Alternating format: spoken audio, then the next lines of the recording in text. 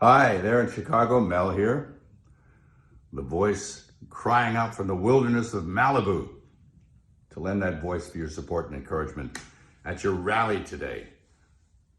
The Coalition for Canceled Priests. I mean, it's not hard to believe that there is now such a thing, as personally I know many priests who have been canceled.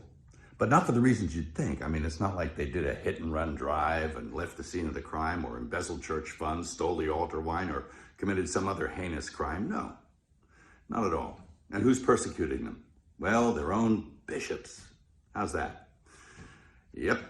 Who are they? Well, they're a pack of men who generally passively sit by and tolerate any kind of nonsense. But if one of their priests utters something that resembles orthodoxy, well, then they spring into action, they reprimand him, and they bully him and do their best to cancel him. And they succeed. They drum him out of the service, off he goes. I'm really sorry about that. That's a grave injustice, and it's kind of white martyrdom. And it's nothing new. It really isn't. It's nothing new. And it's a symptom. It's a symptom of a very deep sickness that afflicts the church. It did not happen overnight.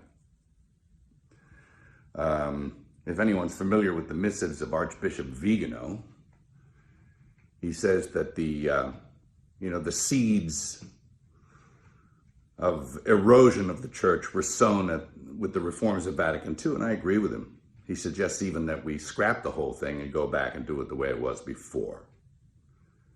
And it was a pastoral council after all. I mean, there was nothing wrong. It didn't need to be fixed. They were doing pretty well.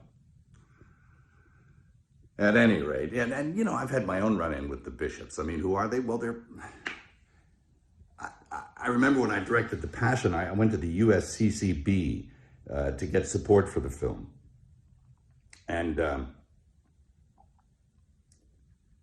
those men couldn't get away from me fast enough.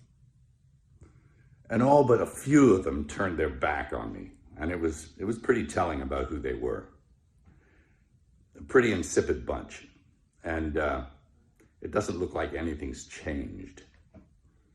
Geez, I remember back in the 70s,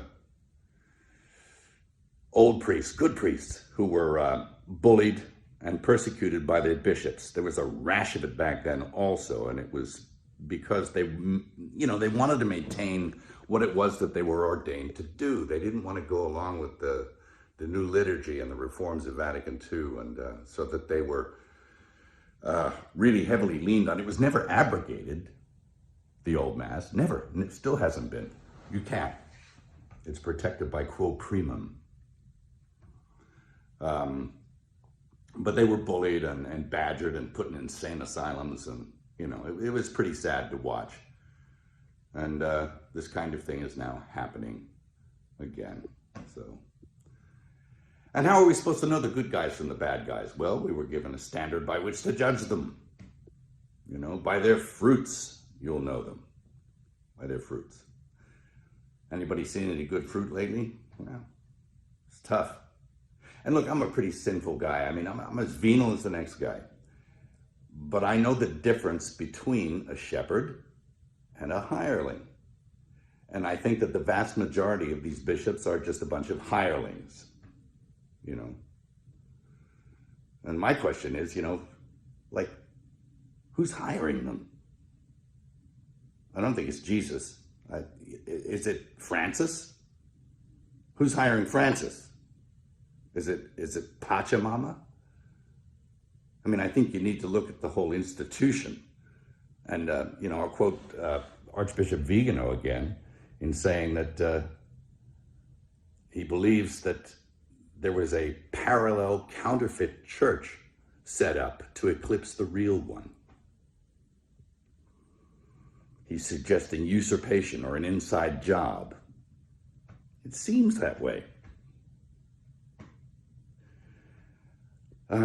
Anyway, of course, we know the gates of hell will not prevail against it. The victory is God's, not ours. And it will flourish if we keep it in our hearts. It can flourish in our hearts and keep the faith. And that's what's going to happen. That's what I encourage you to do. Again, I'm sorry for your pain, the injustice. I'll definitely throw something in the hat to add my support. And God keep you and God bless you. Thank you.